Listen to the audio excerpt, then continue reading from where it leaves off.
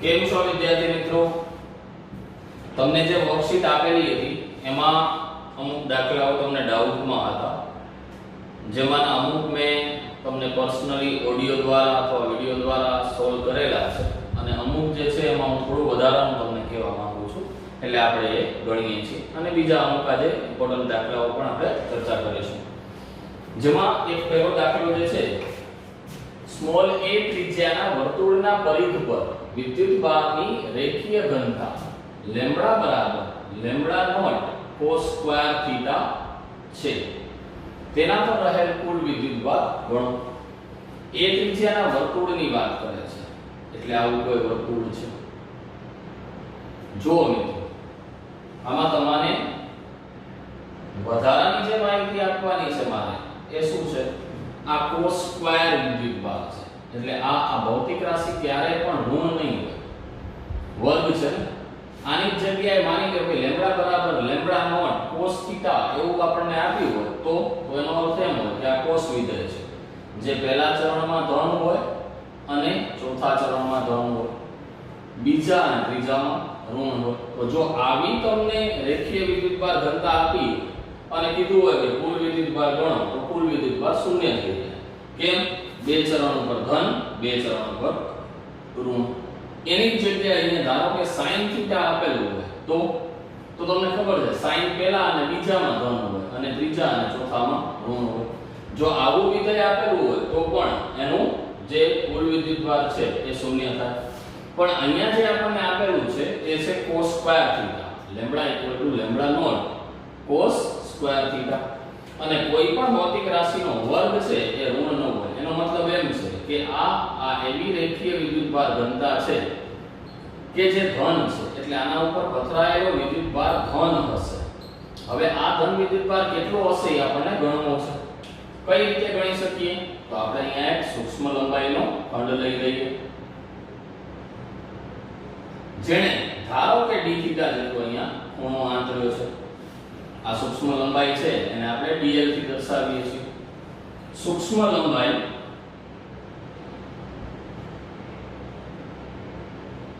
નો ખંડ dl બરાબર શું થઈ જાય બેટા? dl એટલે એક ચાપ છે. ચાપ એટલે ત્રિજ્યા ગુણ્યા ખૂણો, ત્રિજ્યા એટલે a અને ખૂણો એટલે d થીટા. અદિશ રાખશું, ખબર છે તમને, દર્શાવવા ટાઈમે સદિશ, ગણતરી ટાઈમે અદિશ, કેમ કે આનો ઉપયોગ આપણે વિદ્યુતભારમાં કરવાનો છે. વિદ્યુતભાર અદિશ રાશિ છે. આ સૂક્ષ્મ ખંડ પર રહેલ વિદ્યુતભાર પહેલા આપણે ગણી લઈએ અને પછી એનું સંકલન કરશું એટલે કુલ વિદ્યુતભાર મળી જશે. તો આ સૂક્ષ્મ ખંડ પર રહેલ વિદ્યુતભાર આપણને ખબર છે કે એકમ લંબાઈમાં રહેલો વિદ્યુતભાર એટલે રેખીય વિદ્યુતભાર ઘનતા લેમ્બડા. તો એકમ લંબાઈમાં લેમ્બડા હોય તો dl લંબાઈમાં કેટલું હોય? લેમ્બડા dl જેટલો વિદ્યુતભાર હોય. એટલે dq બરાબર તમને મળશે lambda naught cos square theta અને આની જગ્યાએ આવી જશે ad થીટા. બહુ સરળતાથી જોઈ શકો છો, કાંઈ નથી કર્યું. લેમ્બડાની અને dl ની કિંમતો જ મૂકી છે. હવે આપણે જોઈએ છે કુલ વિદ્યુતભાર. કુલ વિદ્યુતભાર તો કુલ વિદ્યુતભાર q એટલે શું થઈ જશે? સંકલન dq થશે. તો dq નું સંકલન એટલે આનું સંકલન આપણે લેવાનું છે. એમાં લેમ્બડા નોટ અને a અચળ છે, cos સ્ક્વેર થીટા અને d થીટા એ બારે રહેશે. બારે મતલબ સંકલનની અંદર રહેશે. cos square theta d theta, કેમ કે એ ચલિત છે, એનું સંકલન શક્ય છે.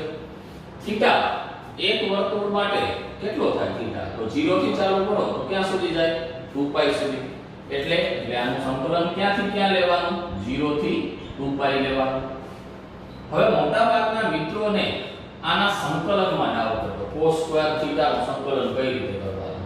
મિત્રો આ આપણે કરી ગયા છીએ દોલન ચેપ્ટરમાં, જ્યારે આપણે એક સાયકલ પર સરેરાશ ગતિ ઊર્જા અને સરેરાશ સ્થિતિ ઊર્જા મેળવી ત્યારે. ફરીથી એક વખત જોઈ લો. cos સ્ક્વેર થીટા એટલે 1 cos 2 theta upon 2 into d theta. ખબર છે તમને શું કર્યું મેં? એમાંથી 1/2 છે એ બહાર નીકળી જશે એટલે લેમ્બડા નોટ a/2 બારે સંકલનને આપણે અંદર જવા દઈએ 0 થી 2π 1 d થીટા અને 0 થી 2 પાઈ cos 2 થીટા d થીટા એટલે આનું જે સંકલન થશે lambda naught a upon 2 m ના આનું સંકલન શું થઈ જશે થીટા ક્યાંથી ક્યાં સુધી 0 થી 2 પાઈ અને આનું સંકલન 0 ખબર છે તમને કે cos અને sin વિધેયનું એક આવર્તકાળ ઉપર સંકલન 0 થાય એટલે હવે આની કિંમત મૂકીએ તો lambda naught a upon 2m ના અહીંયા અપર લિમિટ 2 પાઈ લોઅર લિમિટ મૂકવાની જરૂર નથી એટલે 2 પાઈ મૂકી દઈએ 2 કેન્સલ થઈ જશે એટલે તમને ફાઇનલી આન્સર મળશે લેમ્બડા નોટ a અને પાઈ તો આ કુલ વિદ્યુતભાર તમને મળે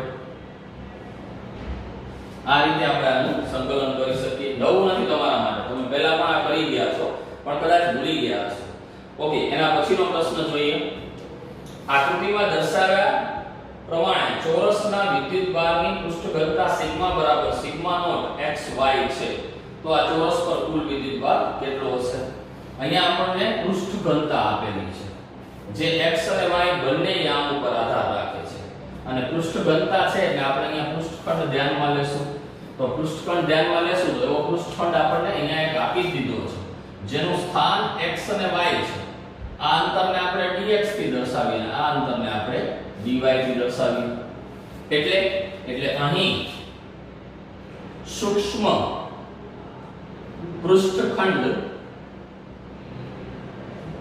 dA બરાબર dx dy ધ્યાનમાં લેતા શું લખ્યું છે આ વિચારો એક વખત સૂક્ષ્મ પૃષ્ઠખંડ એટલે dA હવે એ dA એટલે અહીંયા એ ચોરસ કે લંબચોરસ ગમે તે હોઈ શકે જેના યામ આપણે dx અને dy લીધા છે એટલે આપણે એનું ક્ષેત્રફળ dx dy થી દર્શાવી શકીએ આ જે યામ થશે અહીંયા a અંતર છે એટલે આ a0 થશે આ 0a થશે અને આ બિંદુના યામ થઈ જશે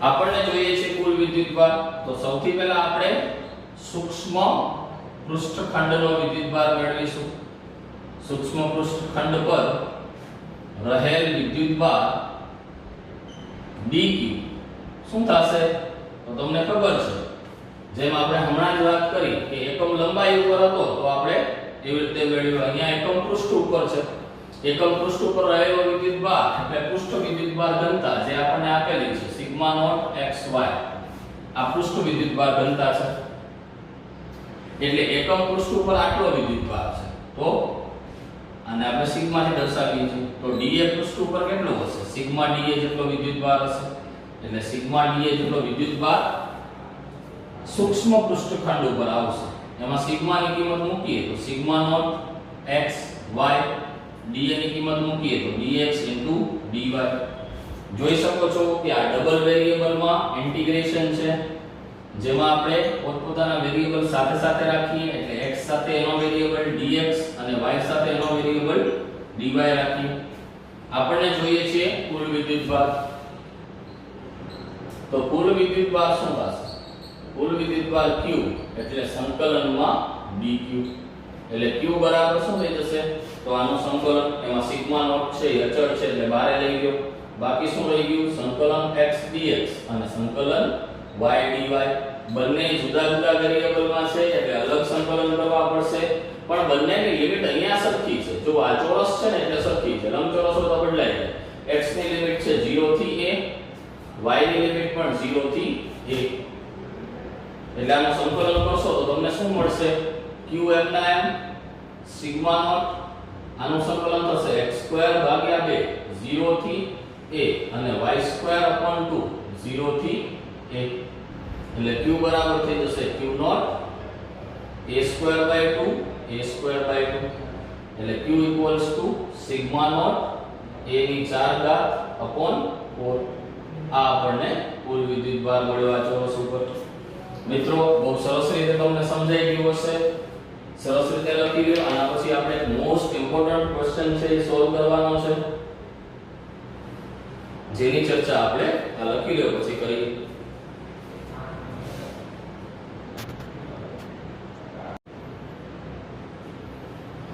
મિત્રો હવે આપણે મોસ્ટ ઇમ્પોર્ટન્ટ પ્રશ્નની ચર્ચા કરી રહ્યા છીએ પ્રશ્ન તમે જોઈ રહ્યા છો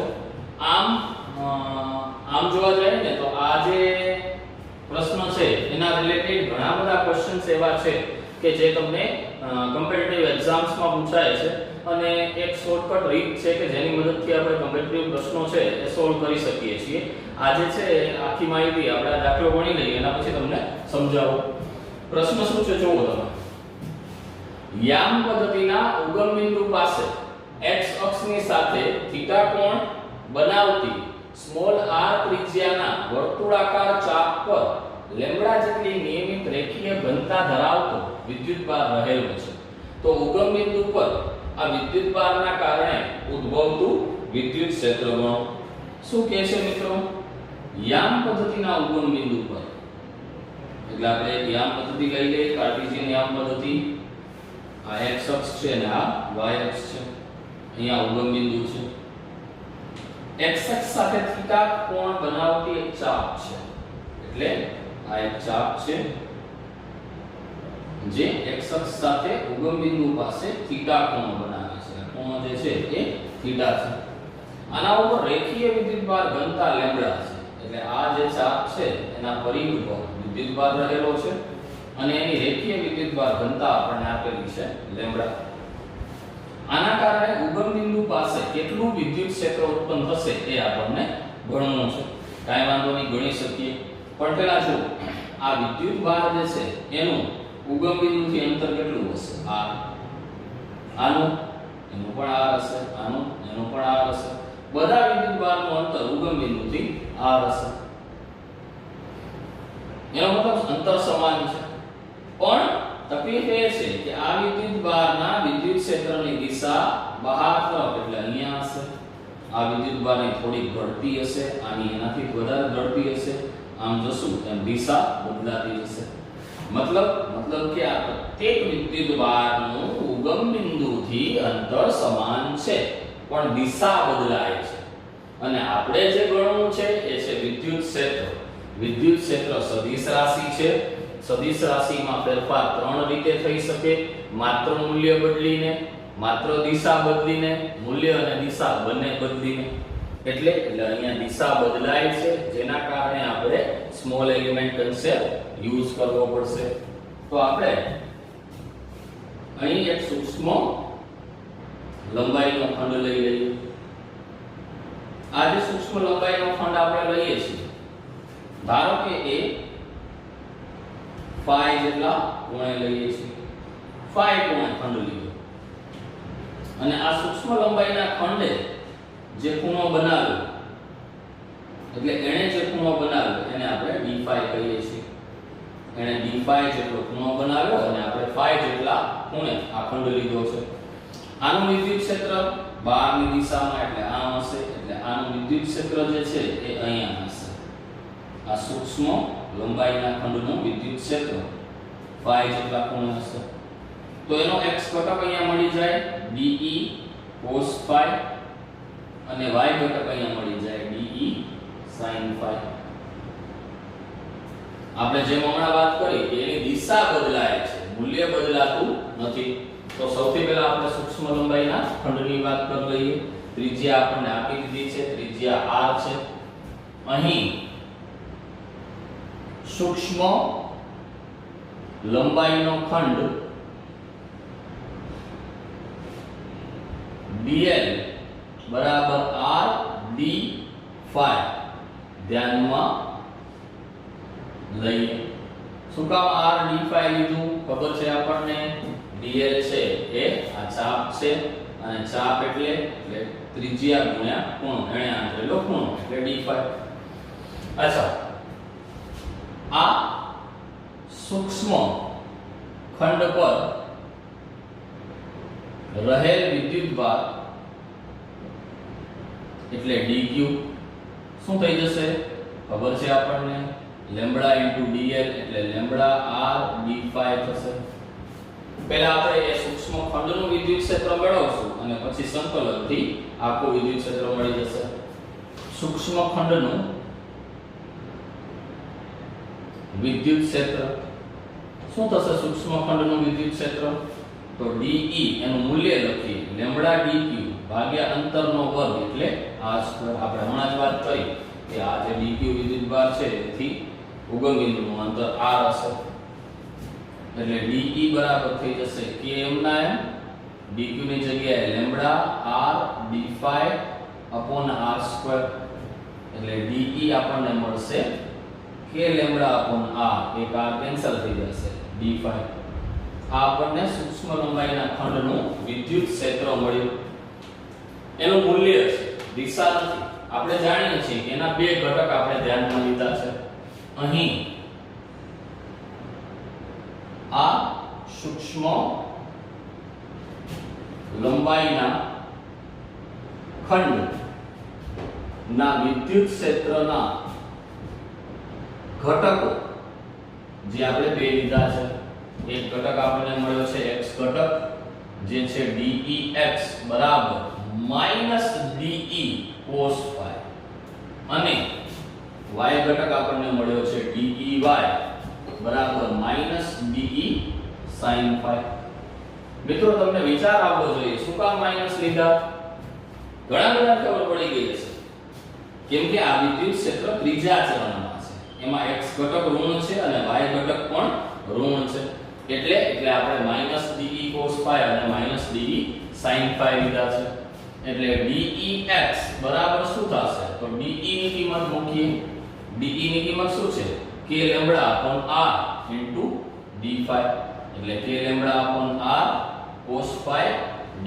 phi અને એવી જ રીતે એનો y ઘટક જે છે એ મળશે dEy - k lambda upon r sin phi d phi તો આમ આપણને એ બંને ઘટક મળી ગયા x ઘટક અને y ઘટક હવે આપણે પરિણામી વિદ્યુત ક્ષેત્ર જોઈએ છીએ એટલે હવે કુલ વિદ્યુત ક્ષેત્રના ઘટકો આ આપણને ઘટક સ્વરૂપે મળ્યું છે તો કુલ વિદ્યુત ક્ષેત્ર પણ ઘટક સ્વરૂપે આપણે પહેલા મેળવીશું એટલે Ex બરાબર શું થઈ જશે સંકલન dEx અને Ey એટલે સંકલન dEy તો dEx એટલે શું થશે આપણી પાસે એની કિંમત છે અને તમે જોઈ શકો છો કે એમાં -k lambda r common constant છે cos phi d phi સંકલનમાં રહી જશે એવી રીતે અહીંયા -k લેમ્બડા r કોન્સ્ટન્ટ છે એ પણ બહાર નીકળી જશે sin phi d phi રહી જશે આ સંકલન આપણે ક્યાંથી ક્યાં સુધી કરવાનું છે તો તમને ખબર છે કે આ સૂક્ષ્મ ઘટક આપણે અહીંયાથી શરૂ કરી અને અહીંયા સુધી લઈ શકીએ એટલે કે 0 થી શરૂ કરી અને થીટા સુધી લઈ શકીએ તો આની લિમિટ છે એ આપણે શું લગાડશું 0 થી થીટા ઓકે હવે આનું સંકલન કરીએ બહુ જ સરસ તમને સંકલન આવડે છે -k lambda upon r cos phi નું સંકલન sin phi 0 થી theta Ey -k lambda upon r m ના m sin phi નું સંકલન -cos phi 0 થી theta હવે એમાં લિમિટ મૂકી દઈએ તો આ થઈ જશે Ex બરાબર -k lambda upon r upper limit એટલે theta sin theta અને લોઅર લિમિટ 0 એ મૂકવાની જરૂર નથી એવી રીતે અહીંયા -k lambda upon r upper limit cos theta minus માં આવશે કે ત્યાં માઈનસ જ છે અથવા એ માઈનસ માઈનસ પ્લસ કરી નાખો તો આ પ્લસ થઈ જશે cos theta minus cos 0 એટલે Ey બરાબર શું મળશે તો કે k lambda upon r cos theta minus 1 અને એમાંથી જો માઈનસ કોમન કાઢી લઈએ તો Ey મળશે k lambda upon r 1 minus cos theta તો આ રીતે આપણને બંનેના ઘટકો મળી ગયા આપણે એનું સદિશ સમીકરણ મેળવવું છે પ્રશ્ન તમે લખી લીધો હશે સદિશ સ્વરૂપે આપણે વિદ્યુત ક્ષેત્ર મેળવીએ તો આપણને ખબર છે કે કોઈ પણ ભૌતિક રાશિ સદિશ હોય તો એને એના ઘટક સ્વરૂપે કઈ રીતે લખી શકાય એટલે અહીં પરિણામી વિદ્યુત ક્ષેત્ર E એટલે Ex I cap plus Ey j cap x અને y બંને ઘટક આપણી પાસે છે તમે જોઈ શકો છો એ બંનેમાંથી -k λ/r કોમન લઈ લઈએ તો અહીંયા શું રહી જશે sin θ i cap અને ત્યાં શું રહી જશે -k λ/r કોમન લઈ લીધું છે એટલે રહી જશે 1 cos θ j cap. મિત્રો આ સમીકરણ મોસ્ટ ઇમ્પોર્ટન્ટ છે અને તમારે યાદ રાખવાનું છે. આ ચાપનું વિદ્યુત ક્ષેત્ર છે. ચાપનું વિદ્યુત ક્ષેત્ર તારવણી આવડવી જોઈએ અને એમસીક્યુ માટે આ સમીકરણ યાદ રાખવાનું. શા માટે? જો આવા કોઈ પ્રશ્ન આવે જેમ કે આવું તમને એક ચાપ આપેલી છે કીધું છે આનું વિદ્યુત ક્ષેત્ર અને દિશા ગણ અથવા આવો પ્રશ્ન આવે અર્ધવર્તુળ સ્વરૂપનો. પછી એવા ઘણા બધા બની શકે જુદા જુદા ખૂણાના. તમને આઈડિયા આવી ગઈ છે કે કેવા પ્રશ્નો બની શકે. તો આવા ઘણા બધા પ્રશ્નો બની શકે. એક હું તમને સોલ્વ કરાવું છું. જેમ કે આપણે આની વાત કરતા આવીએ તો આમાં ખૂણો 90 નો હોય. તો હવે આપણે આ તાર લીધું છે એટલે શું કરવાનું તો કે માત્ર એમાં કિંમત મૂકવાની e 90 મૂકશું એટલે શું થશે -k λ/r sin 90 એટલે 1 એટલે i cap પછી આ 1 m ના cos 90 0 એટલે j cap. તો જોઈ શકો છો કે એનો x ઘટક અને y ઘટક બંને ઋણ છે. અહીંયા ધન દેખાય છે પણ બારે નિશાની ઋણ છે ને એટલે આને લખવું તો આવી રીતે લખી શકીએ k λ/r i cap k λ/r j cap. એનું મૂલ્ય જોઈએ તો મૂલ્ય તમને ખબર છે કે વર્ગમૂળમાં x ઘટકનો વર્ગ y ઘટકનો વર્ગ એટલે વર્ગમૂળમાં √2 k λ/r. દિશા જોઈએ તો દિશા આવશે θ બરાબર tan ઇન્વર્સ y ઘટક ભાગ્યા x ઘટક.